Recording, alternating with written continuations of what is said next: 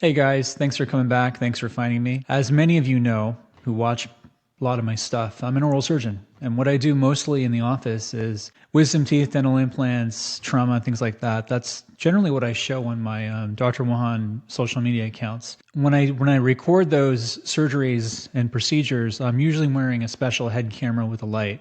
And that's only for recording that type of content.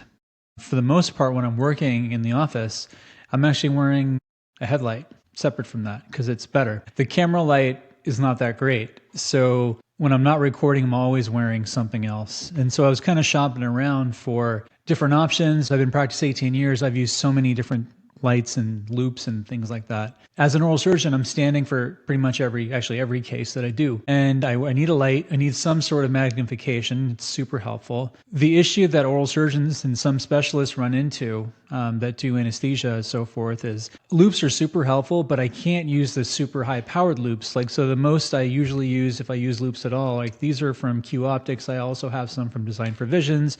I have some from Featherlights. I've tried them all. These are loupes with a light, but the most I ever use is 2.5x. And the reason is I need to be able to see the face. So if I'm sedating somebody, I want to see them breathe. I want to go back to the chest to see their chest rise. I want to be able to deliver medicines through the IV. So I need to be able to go back and forth, not just focus on one little area. The problem is wearing these sorts of loupes and light combinations all day is they get pretty heavy and top heavy.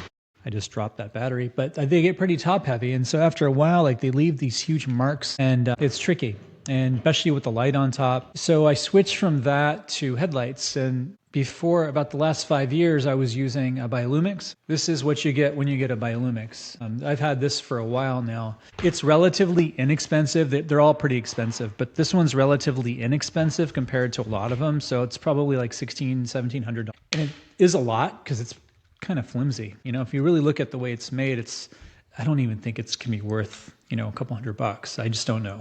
But that's what it is. And they advertise it as, a shadowless light because there's two light sources and you wear it like this and it's supposed to be super comfortable, which it can be. The issue with the Biolumix is, and you can see when you just flip this up, it goes off and put it down. The issue with the Biolumix is it's really good for consults when I'm just throwing a light on really quickly because it's super light and I can just take it on and off.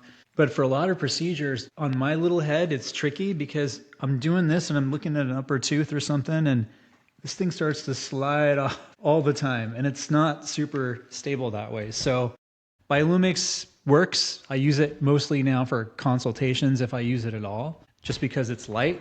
But for a lot of procedures, it's not useful for what I do. My partners also have headlights. The KLS version is the Spectra. One of my partners has the KLS Spectra. They like it. The cool thing about that one is it's cordless, which is nice for the most part. You can kind of take it on and off. The bad thing is it's pretty expensive. You're paying $6,000, $7,000, $8,000, I think, for that light source. One of my other partners has a Ronin. It's the Ronin S6, I believe. Also very cool, very powerful light, very nice. I tried all of them. I actually went with this one. Let me find it. This is what I've been using for about 8 months now.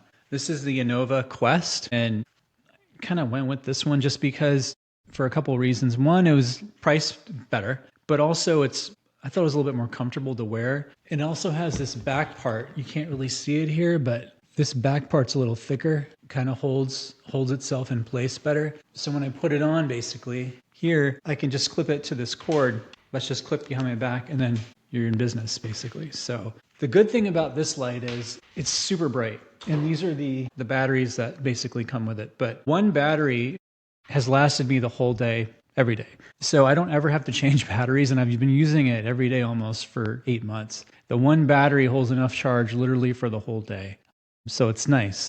So they sent me essentially 2 batteries with it, but I've only been using the one, but I keep them rotating because that makes the most sense. But I like it because it's light, it doesn't fall off my head, and it's super bright. It's so bright that I have to actually turn the intensity down from the max. It's never on max because that's just too bright for me. But if I need it, it's there. And so that's what I've been using. So this is the Anova Quest. Like I said, I've been using it now for about 8 months every day. And when I go from this to having to record something and use the other headlight that I use for recording, it's so hard to go back from this light to that light. So I definitely miss it. But Pros about this thing, I've been using it. It's sturdy, you know, it's well made. It feels like it's more expensive, which it should because they're all pretty expensive. But for me, I just like the way it feels. I like the way it holds the back of my head because it's a little wider back here than a lot of the other ones. And so that works for my little head. And you know, I don't ever have to change the batteries or worry about that. And so that's really not been a thing. I know I would just, you know, try a lot of light sources. I definitely don't use loop lights anymore. They're just too top heavy for me. They're just not comfortable for a whole day's worth of work. Just basically been using this, and from time to time when I record stuff, I use the head camera. But for the most part, it's always this. If you have any questions about different lights, I've tried so many and so many different loupes, you know, put them in the comments. And the other thing is when you're wearing this, you can wear loupes under it. So when you're wearing a headlight, you definitely can wear loupes underneath it. There's plenty of space for that. But you use this as a light, so you don't need an extra light on the top of your loupes, which is also very nice. So any questions about it, just let me know.